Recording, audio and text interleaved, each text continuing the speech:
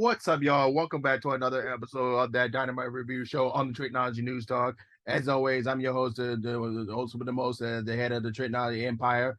And with me, as always, is my co-host, Mr. Leland Benford. What's up, brother?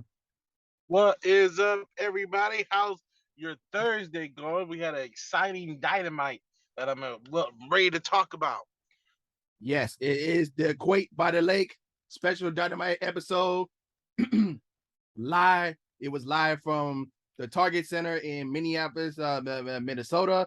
So, at the end of the show, it predicted the main event of All Out, but we'll get to that in a second. Let's talk about the first match of the evening. Was the coffin match between Darby Allin and Brody King. Wow, it was Yo, wild. It was wild and violent and so much at the same time.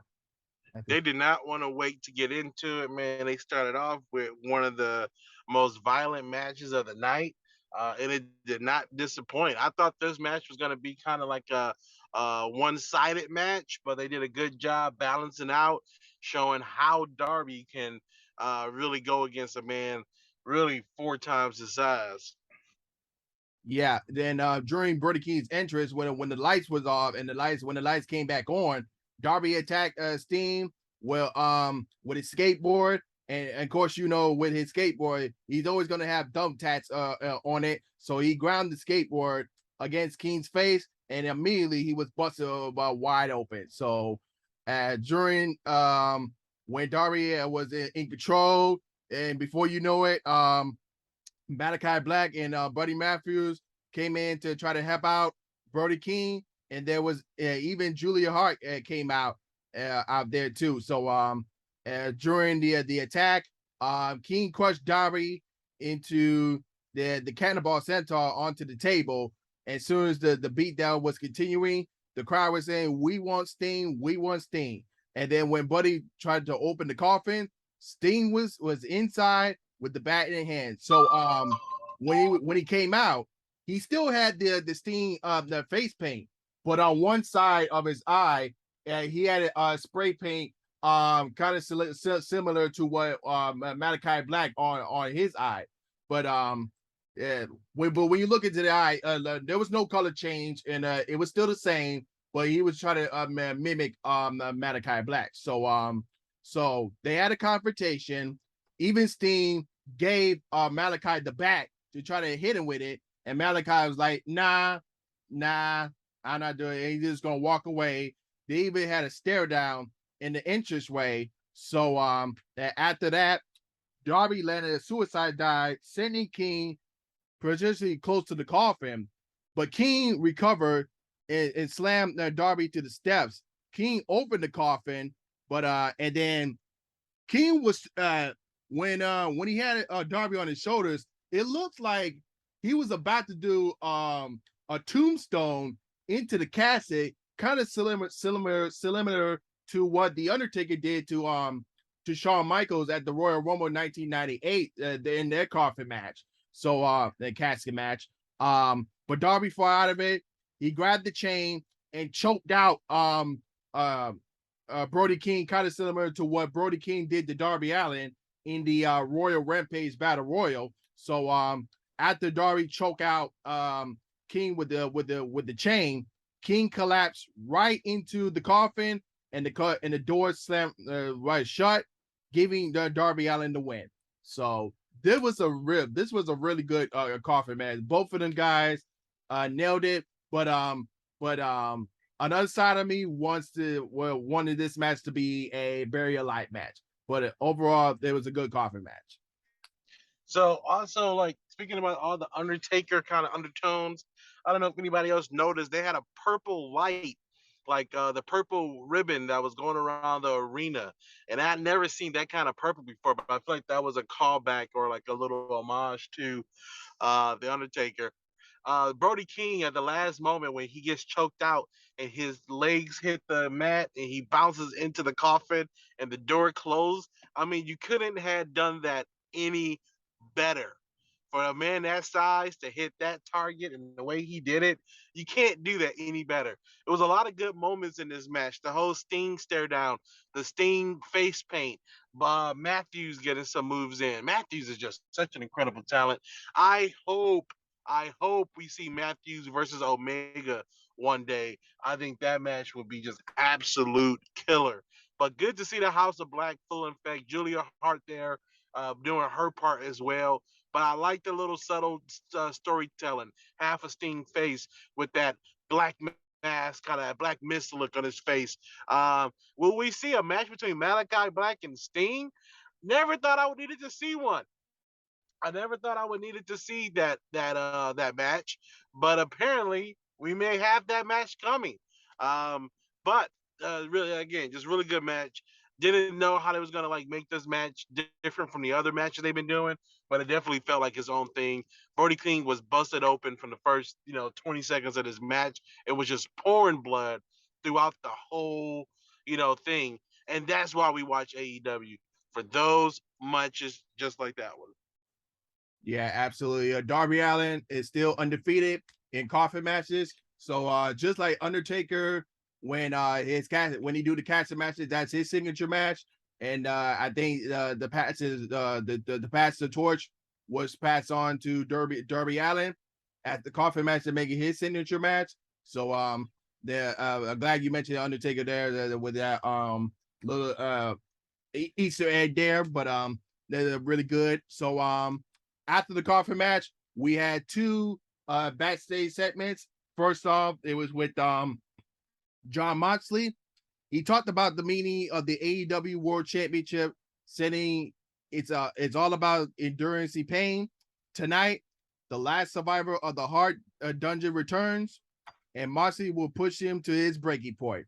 If Chris Jericho's fighting spirit doesn't break, his body will. And then Jericho's a fresh face Jericho looked like he's like 30 years old again, like he was in Y2J maybe again. And he said he will become the AEW World Champion. He said Stu Hart was vicious and a sadist, and he did not want to think about the pain that he endured in the Stu Hart's dungeon until tonight. Jericho's going to stretch Moxley and leave lasting scars of him in the ring. He said he was the very first AEW World Champion, and he said he will be the next. So, in case you guys didn't know, this is the second time that John Moxley and Chris Jericho ever meet in AEW, because the last time they fought was back at Revolution in 2020 before the pandemic started. So this is the second meeting between those guys in the main event tonight. In the main event. Yeah, I mean, last time, Mox took that belt from him. But no, that I don't want to talk too much about the main event until we get into it. Yeah. So speaking of championships, we finally got a reveal of the bracket for the AEW World Trios Championship tournament, which we all know the finals will be taking place at All Out on September 4th. So on one side of the bracket, we have Death Triangle against Will Ospreay and Asher Open. And on the other side, we got Andrade El Idolo, Dragon Lee, and Rush. And if you guys did not see the match between Rush and Dragon Lee, also they're brothers too. Let you know out there. So if you did not see the match that they had back at Death Before Dishonor, you guys need to go check it out. So Andrade, Dragon Lee, and Rush together, they will face the Young Bucks and a mystery partner, which that match will take place next week. This is sponsored by Game of Thrones, House of Dragons. So on the other side of the bracket, we got the House of Black versus the Dark Order, and then we got the Trust Busters against the Best Friends. So before I give my prediction on who I'm going to make it to the finals, it's kind of upsetting that you don't have the Blackpool Combat Club in the tournament. You don't have the Jericho Appreciation Society in the tournament. You don't even have Adam Cole, Kyle O'Reilly, and Bobby Fish in the tournament. So that's kind of a letdown here. But if I had to predict the team that go into the finals, I would say Andrade and team and the House of Black. Kind of give us that takeover feel when they met one on one for the NXT title back then. I think it was in NXT New Orleans in that takeover. So and it probably give one of those two their final one of those teams their final moments of being the trios champions. But I don't know. Is but that's my prediction. My prediction can change.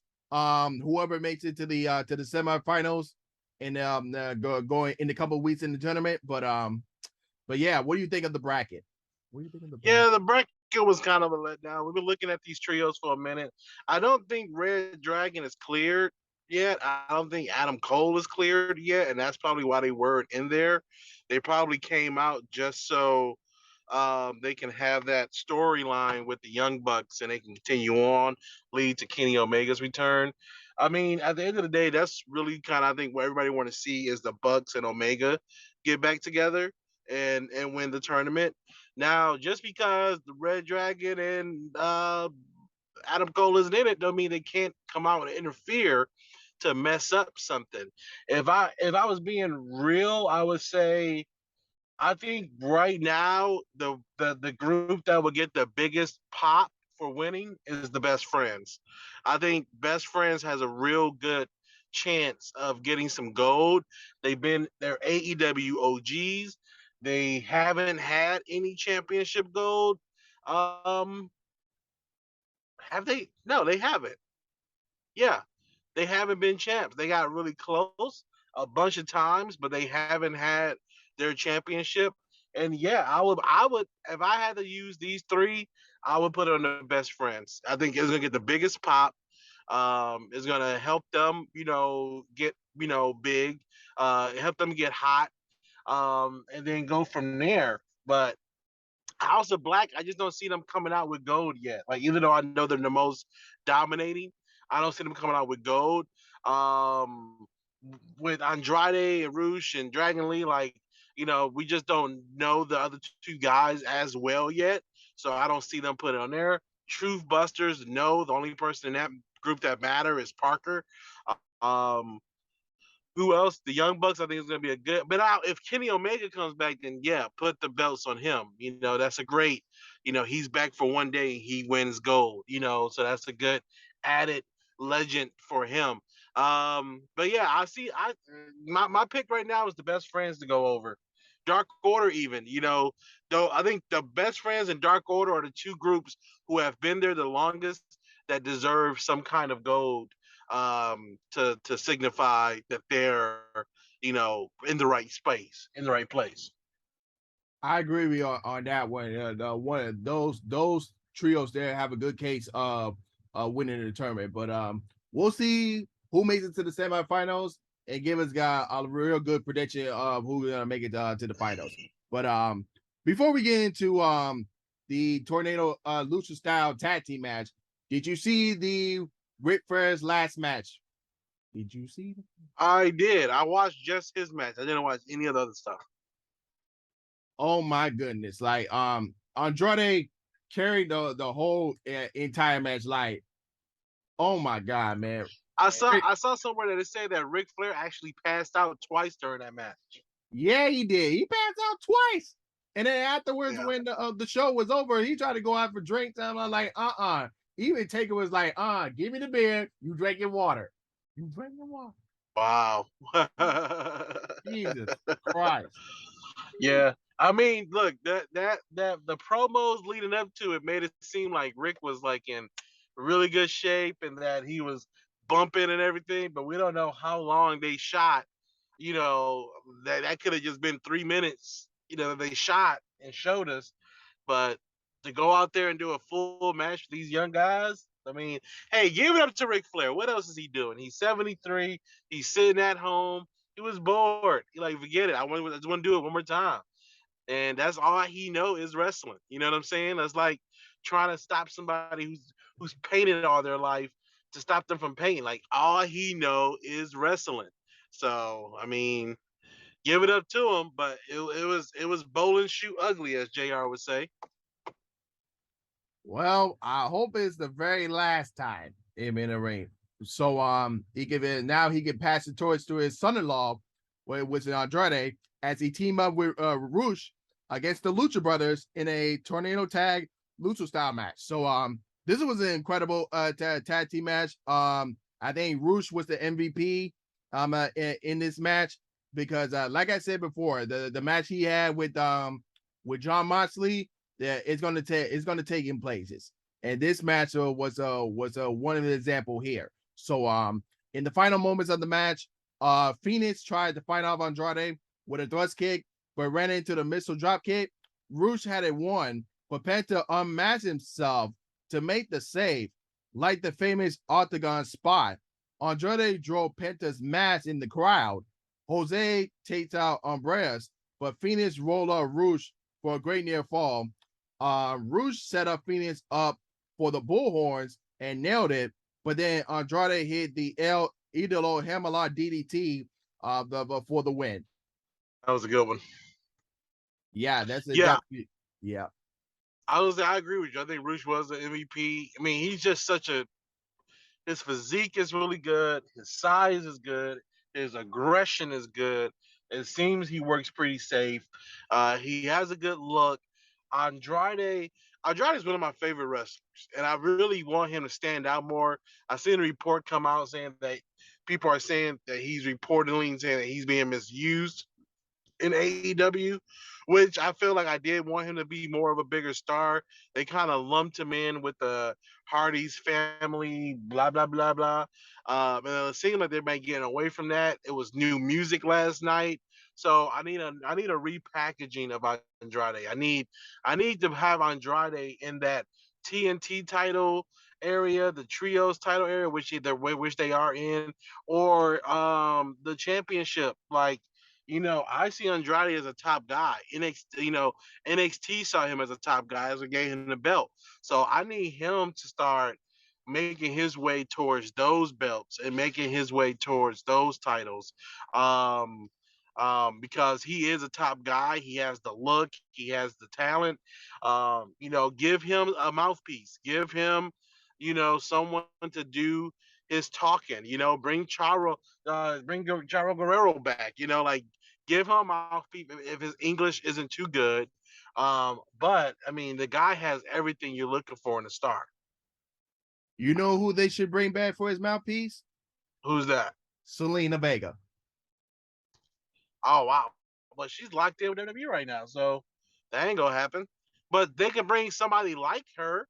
They can bring. I'm pretty sure there's some other fiery Latino woman out there who would be ecstatic at the opportunity to be his mouthpiece. Yeah, but I'm saying that they should bring Selena back because between her and Andrade, they had a great pairing in WWE, and not only they could bring her back, but she could be with her husband Malachi. She could be with her husband. True, but yeah, she's locked in with WWE though. So that's not. She had an opportunity. She went back. Yeah, but what's she doing now? She ain't doing nothing. But we'll see. The Young Bucks ran into the Dark Order and Heyman Page locker room backstage. The Bucks thanked Page for saving them after Adam Cole and the Red Dragon attacked them last week. Matt starting to reminisce on the good times and how it built AEW. He pointed out how they were in the building when Heyman Page won the AEW World Championship. Maybe he and Nick are bad people, but when they are around Page, it brings out the best in them. Matt asked Page, will they be their trios partner for next week? But Page said he just can't. And he does not want to participate in the tournament. He says the Dark Order were there for them, and Page feels that he should have their back and be in their corner when it's their time to have their match in the first round. And then the Bucks will walk off. So this signals either Kenny Omega returning or somebody else from the Bullet Club to be their partner. To be their partner. Yeah, like I said, it could be either Kenny Omega, or just someone totally new. Also, going back to those trio titles. Will Ospreay is gonna be in it, which is dope. I love seeing Will Ospreay on TV.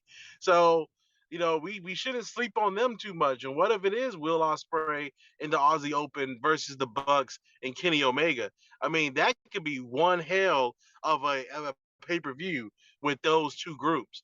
And then also, I mean, take the Bucks and them out. If you do Will Ospreay versus the Best Friends again, since the Orange Cassidy and them have that kind of pass, but also Will Ospreay and the Aussie Open versus the House of Black.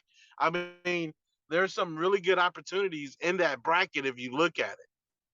Yeah, it's definitely a lot of opportunities. It's just a matter of who actually going to make it to the semifinals and who has a clear case on making it to the final. So we'll see how the first round goes. Again, the Andrade, Dragon Lee and Roosh versus the Young Bucks and their mystery partner match starts the next week. But and we'll see who make it to the semifinals there. And Jungle Boy made his entrance and joined commentary, but not too long because Luchasaurus crushed another local. So it was just a squash match, so we don't even have to go through that. But after the match, Christian started to talk on the video on the video Titantron. Jungle Boy immediately sprint for him from the commentary desk and went bit to the back to go attack Christian, but was restrained by security. Luchasaurus tapped all the security guards, choke slamming one of them to the crate before headbutting Pat Buck, who ran up to stop things. Jungle Boy called for help to check on him. So like they was like, oh, let's just get out of here before anything goes out of hand. So again, so Christian, you know his game. He's trying to push Jungle Boy's buttons and try to get off guard. So we all know it's leading to a match to All Out. But the question is, where does Luchasaurus stand in between the two?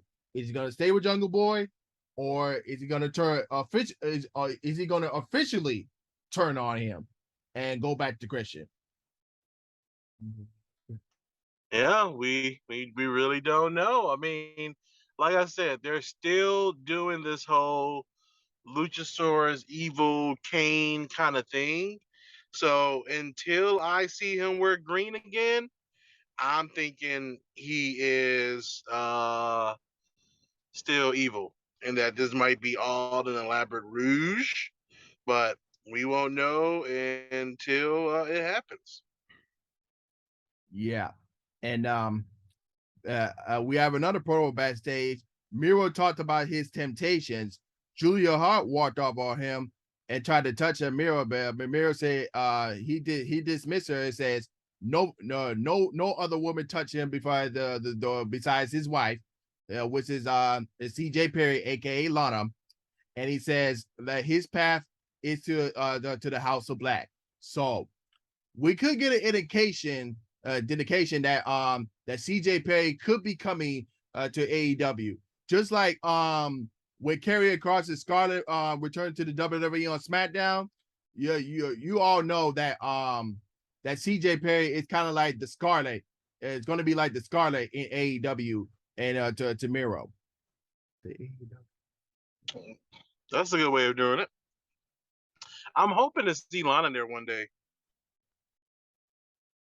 Yep, but we'll see. And we got another promo backstage, and Powerhouse Hobbs was being interviewed by Mark Henry, talked about what he's done to Ricky Starks. But before he could answer, QT Marshall and the Factory walked up, said they will finish Starks tonight.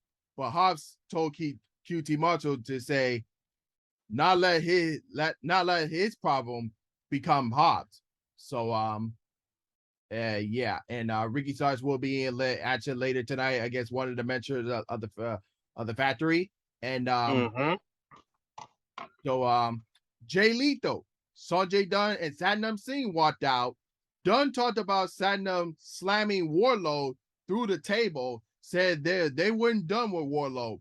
Lethal gave Warlord an offer. either defend the title against him again, or they'll just come out and take it.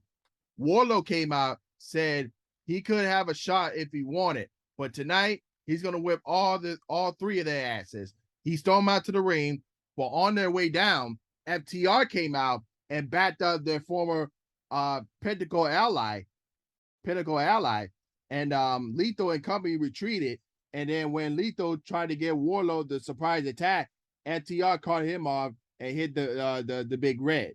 So this kind of confirms that we'll be getting Jay Lethal versus Warlow 2 at All Out for the TNT Championship. Yeah, I like I'm a huge fan of Jay Lethal, man. I really like everything he's been doing with these two guys, with some Jake dropping and all them guys. So yeah, putting him more in the spotlight, giving him some TNT options. I mean, he's such a professional. I like to say Jay Lethal is the most professional wrestler. He is just hella professional. You can trust him. You can count on him. He's gonna hit his marks. He's gonna do everything in the correct way of doing it. I mean, he was some of the best parts that I Ric Flair last match was the Jay Lethal stuff. So, I mean, having him on TV is never not a good idea because he's gonna entertain the hell out of the crowd. So even having like FTR really don't have anyone inside of AEW that they're kind of gunning for. They got all the belts in the world right now, but they're not really going after Swerve and Keith Lee. So pairing them up with this would be great. It gave FTR a little bit of break. I know they said that Dax was a little banged up, so they need some time to heal. And this is a good way that they can still be out there. They can get that FTR pop. FTR can still be on TV, but now they can just back Warlow up until they get their match for All Out. Yeah, and we'll see how that move forwards in a couple of weeks. But we got Ricky Starks going against his former partner in crime in the Indies, and Aaron Solo. So they wrestled for around the start until Cole Carter trip starts up, leading into official injecting them. Starks quickly recover, but Solo counter into the Rambo. Starks was able to hit a spear for the quick win. And then after the match, Nick Comero attacked Starks, with Starks to be able to fight them off momentarily. He was overwhelmed by the 2-on-1 attack, but then avoided the chair shot and ran up to the ramp to escape the factory. And then the camera cut backstage to Hobbs smashing the TV backstage. So this is going to lead to a match between Ricky Starks and Powerhouse Hobbs probably at All Out. Lead to a match. Oh yeah, definitely, definitely. I was gonna say one more thing about the one that pisses me off about this Ricky Starks and Powerhouse Hobbs thing is that we have not had a real promo from Hobbs talking about why he did it. We don't have more pro. This is a promo filled story right here. We need to be hearing from Hobbs. We need to be hearing from Ricky Starks. Let's hear from Hobbs and let's hear Ricky's reaction. Hear from Hobbs, hear his reaction. Simple. That's what we need right now. I was disappointed last week when we didn't get that from Hobbs and we just got a match and then Ricky came out and that was it. No, we need more promos here talking about why Hobbs decided to do this. So that's kind of ticking me off about this program. Starks is a great promo. Hobbs don't need to say much, but Starks, one of his most exciting things is his promos. Like the package they put out before his match yesterday was exciting. And what the hell is Camonero wearing nowadays? The big dude in the factory. What the hell is he wearing? Why is he wearing this tracksuit with this 1940s hat? Like, come on, Tony Khan. Like, you just can't let them do whatever the fuck they want. You gotta have some kind of say so. Like, hey man, what you wearing? No, let's take that off. I don't like it. Like you can't let them just do whatever they want. So but yeah, that's my issue with this segment. I want more promos. We need to hear from Hobbs more often. We need to hear more stuff, more words coming out of this before I see that big fight. I think Hobbs needs a mouthpiece. You know who would be perfect for him? Who that? Stokely Hathaway. Stokely. Ooh, he's trying to gobble up a lot of talent right now in AEW. Yeah. I think Hobbs needs a mouthpiece. And Stokely Hathaway would be perfect for him. And then like he could join he could kind of join the baddies. So because he could be like the enforcer of the baddies. So like he do his own thing while the baddies do their own thing with Jay Cargill, everything. So that could be a thing. But speaking of Stokely Hathaway, he walked in on the Gun Club and Billy Gunn while Billy was upset with his sons for losing his signature dumpster match against the Acclaim. Stokely walked up and started talking, but Billy cut him off and sent him packing. And then Dan Halsey walked up, said he'll see them on Friday on Rampage. He'll see them on Friday. Yeah, I mean, I can see that for sure. Yeah. And after that, the best friends were backstage, but were immediately erupted by the Trust Busters. Ari Daivari said Orange Cassidy has been ignoring his text to join him, but Orange dismissed him.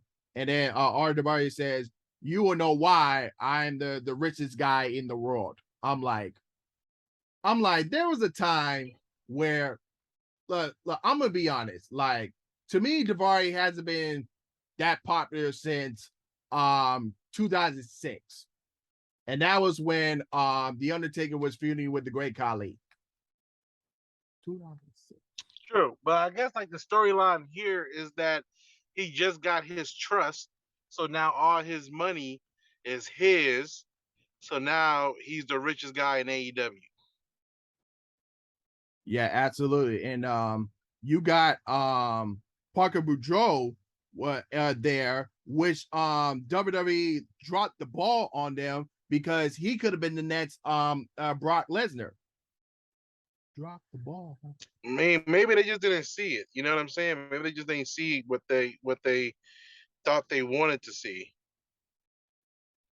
But yeah, but we'll see how him, Andrade, and the other guy do in the trios tournament, starting with the best friends in the first round. But TBS championship match with Jade Cargill against Madison Rayne.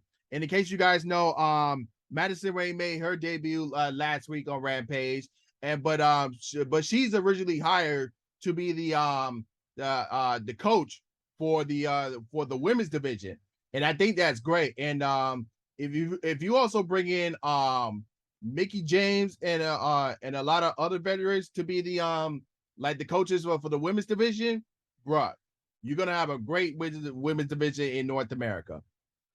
If you bring in That is true. Like I mean, like I said, like I'm not too familiar with Madison Rayne. Never been like didn't follow her too much, but she has 17 years experience. This woman division definitely needs some attention to it. Um, I'm happy they did what I've been asking them to do at the end of this match, which is show Athena. I think I need to see her more on my TV. So anything to help that woman division, yeah, I'm all for it. Yeah. And in the final moments of the match, Kiera hopped on the apron to distract Rain. Rain recovered to roll Jade up, but when she went for the cross Rain, Jade reversed it into the J for the win. And then after the match, Athena attacked Jade, but Kiera pulled her out of the ring for safety, and Athena posed with the TBS championship. So I will say this. So if in case you guys didn't know, Chris Stanlander is injured, and she was originally supposed to be the number one ranking for the AEW Women's World Championship, which we'll get to that in a second. But now, with Chris Stanlander injured, now we all know who will actually be the one to dethrone Jade. And I think Athena is the one should dethrone Jade because let's be honest, we all know that streets don't last long. It's got to come to it. And so Jay has done amazing, credible things with the TBS championship. She had nothing else to prove. So I think this will be the right time for to Athena to end the streak and become the new TBS champion. Yes, I think Athena is the one to do it. I mean, she has the caliber, she has the record, she has the experience. Nobody would be like, "Oh, why was it her?" It's the right time. Let Athena get that belt and take this woman division to a new level. I mean, she's an ultimate professional. So it's nothing wrong with her as the one to do it. Arguably she has more experience than the current women's champion, who only has 6, 7 years of experience. So nothing wrong with my pick there. I would be happy to have Athena as a TBS champion. Yeah, absolutely. Because once Athena beats Jay for the TBS title, we can finally put Jay into the world title picture after that. True, true, true, true. Yeah. That is true. I mean, don't get me wrong. I'm a big Jay fan. Like when Jay comes on my TV, I turn it up. I love watching her. She's not the greatest wrestler, but she gets the job done. She's a Goldberg. You know what I mean? She has the look. She has the charisma. She's very attractive. You can't help but take your eyes. You got to keep your eyes locked on her when she's on the screen. Well, at least in my opinion. But in the ring, she's not that strong. So for Tony Khan and them to give her 37 wins and 0 with the limited ability that she has, it adds to the legend of the woman. It adds to the legend of Jade Cargill that she was able to accomplish that. Think about coming into this business so new and then having that TBS title be put upon you and then carrying it in a way that makes it, you do it in the right way and you carry all that weight. And you're not even a part of this industry that long. Is a big thing. So give her credit where credit is due, for her to be able to carry that belt and make it relevant and make people want to watch. Yeah, absolutely. And speaking of the AEW Women's World Championship match, um, Thunder Rosa and Tony Storm were backstage.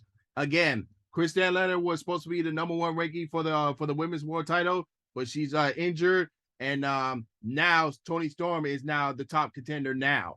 And Rosa accepted the circumstances, and Tony Storm said, despite us the being partners, but she said our ultimate goal is to become AEW Women's World Champion. And Thunder Rosa kind of backed off a little bit there. So this kind of brings me the question to who's Thunder Rosa actually going to be facing at All Out? Will it be Tony Storm? Will it be Britt Baker? If I was going to book it, I would do a three-way match, do a triple threat between the two. Really? I wouldn't do a triple. Yeah, I can see that. Definitely see that. The thunderstorm, is gonna happen in the ring now. Where they gotta face off at each other.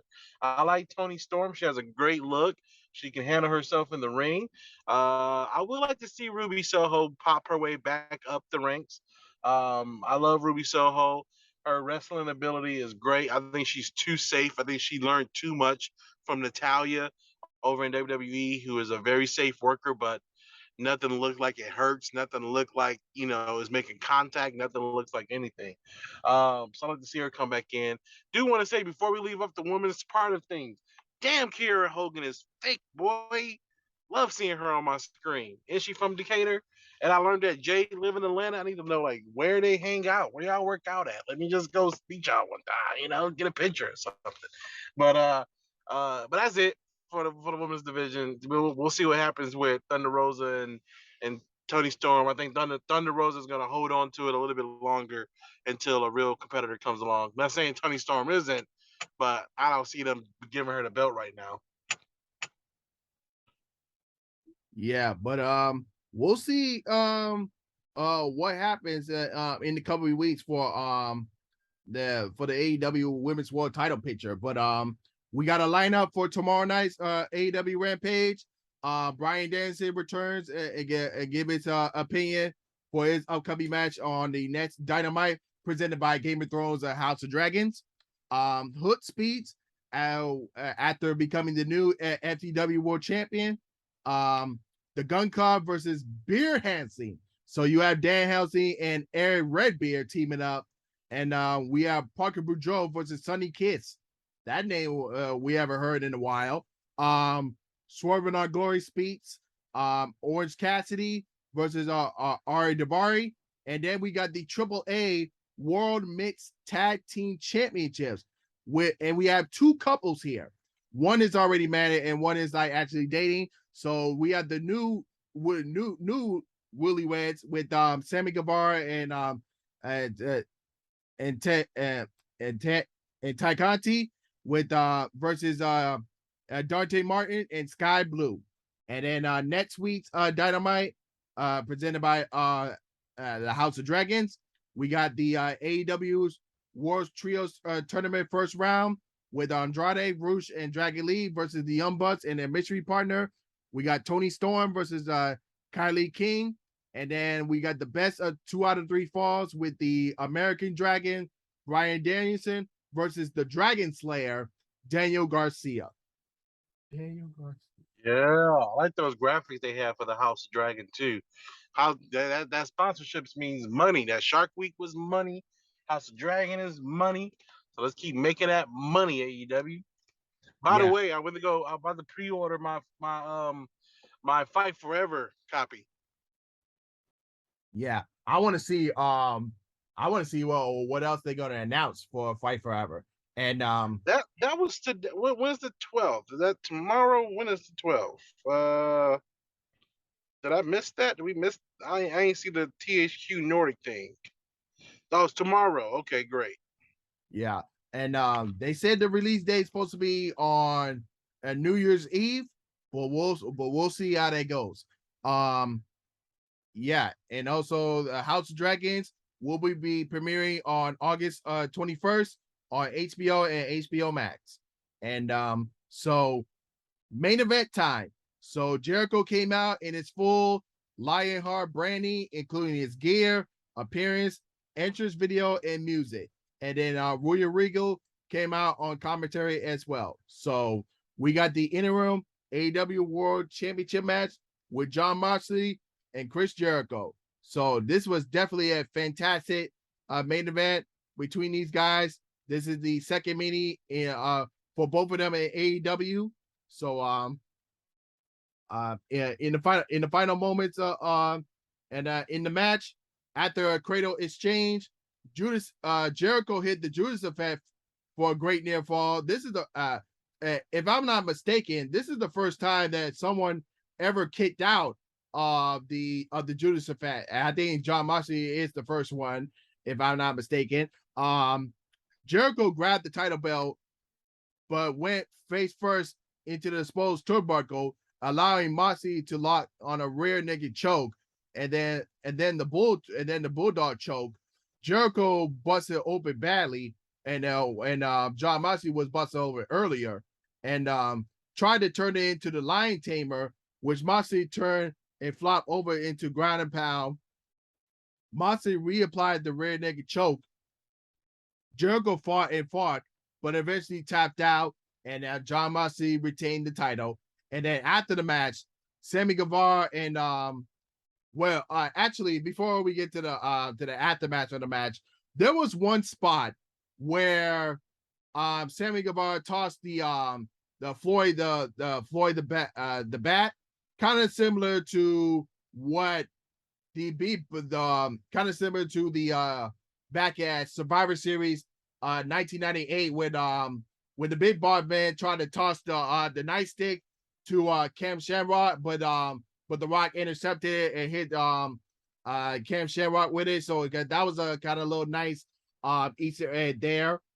So yeah. I don't know. I think Sammy just botched it. I think Sammy threw it too hard. Yeah. So after the match, Sammy Guevara returned with Jake Hager, ran out, and then tagged Moxley, leading to the Blackpool Combat Club making the save. 2.0 and Daniel Garcia ran out to give Jericho appreciated side the numbers advantage. Jericho set out to smash Moxley with the belt, but then the TV signal scratched, and then the Cult of Personality music played, and then CM Punk made his return. He eventually dispatched 2.0, Guevara, Hager, and then Jericho. The Jericho Appreciation Society retreated, which meant it was time for Punk and Moxley to face off. Moxley flipped off Punk, and then did a shoulder bump on him before walking off to the rest of the Bamboo Combat Club. CM Punk sulked in and endures in the ring to end the show.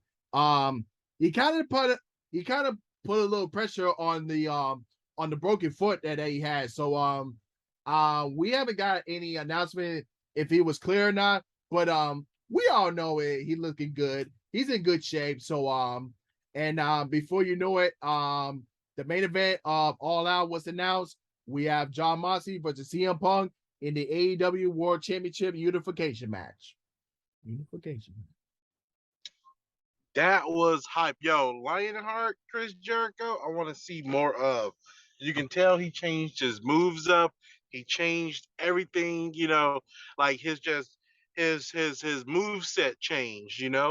Um and he was like more aggressive. I really like that Lionheart whole presentation. Um Mox getting his earring ripped out and having blood come out the ear, that was gruesome right there. A lot of blood in this match. I think Chris at the end hit that turnbuckle and started to bleed the hard way, as they say. Um, and then also with CM Punk coming out, no one gets a pop like CM Punk, man. When that little hits, people lose their freaking mind. I didn't know. I don't think any of us knew that Punk was coming back tonight. So this is a great little surprise and a great way to end that whole episode of Dynamite. I mean, it was a really good episode, and the cherry on top was seeing Punk coming back. So now we got to look forward to Punk and Mox, at All Out for this belt. It don't look like Dean is just going. Not I said Dean. Well, I haven't called him Dean Ambrose forever. It doesn't look like John is going to just give him the belt back. It doesn't look like he's just going to hand it back over. It seems like he's going to fight for it. If we know John Moxley, he wants to get a fight. So is it predictable that John is going to lose so CM Punk can get his belt back? Yes. But now what's not predictable is how the promos are going to go, how they're going to be talking to each other, and what else is going to happen to lead towards this whole fight between the two of them. Will it be a ladder match? Will it be, they love history. Will it be something like, Razor Ramon and Shawn Michaels in that ladder match and get this back together? That'd be fun. Yeah, absolutely. I don't know if this gonna have a stipulation in the match. We still don't know, but I wouldn't say make it predictable because they can always change it up. So the reason why I say that because I think this is where MJF is going to come back in the fracture because the two things can happen. One, either MJF comes back and screws CM Punk out of the title, or we can finally get that third match between CM Punk and MJF for the title, and that's where MJF gets his crowning moment and becomes champion. We don't know when, but that's my two scenarios going in. That's my two scenarios. Okay. Yeah, I think with CM Punk coming back, it does give MJF a really great opportunity to come back. Um, I think that's what they were waiting on, for MJF to come back. So, I mean, for CM Punk to come back. So I think it'd be great. It's gonna be good to see MJF back in action. And you're right, he could cost CM Punk the belt, and then Moxley is still champ. And now it's no interim crap. He's the champ. So yeah, you're right. I think we all assume that CM Punk is gonna take his belt back because that was the plan. But we never know. We'll see how it goes. Yep. Yeah, well, we'll see how that goes from there. But as far as All Out concerns, we got the main event with the AEW World Championship Unification match, and also the finals of the trios championship tournament match. So far, we only got 2 matches confirmed for All Out on September 4th, Labor Day weekend. So let's see, because we got all the month of August to try to build up for All Out, but we'll see how it goes from there. But great show, great show. Quite about the Lake show. I think this is the last special show that they got, but now this is the time to use all the remaining weeks Dynamite and Rampage to just start building up all out. Yep, yep. It is time to go towards our All Out. Start seeing this trios tournament come together and see what else happens. But I'm excited for All Out now. Now I know I'm gonna get Mox versus Punk. That's dope. I'm ready. Yeah, we are all waiting for it, and we can't wait to see what's gonna happen. But other than that, before we wrap up, anything else you want to plug in? Not at the moment. I'm gonna be downtown Atlanta this Sunday for District Championship Wrestling. Gonna go check out their show. QT Marshall's gonna be there. Anthony Agogo is gonna be there. I'm gonna go check out some local Atlanta indie talent. And see and check out that. So Sunday, downtown Atlanta, District Championship Wrestling. I'm gonna go check out that show. Let me know how that goes, and other than that, y'all be sure to turn into Respect the Comment podcast, and well, we're gonna be discussing on how everything is going on with the E right now, and what's the future plans in the Triple H era. So keep an eye out for that. And other than that, he is Leland, and I'm Trico, and we'll see y'all soon for hopefully we'll be here for the Rampage review show. Dope. Peace.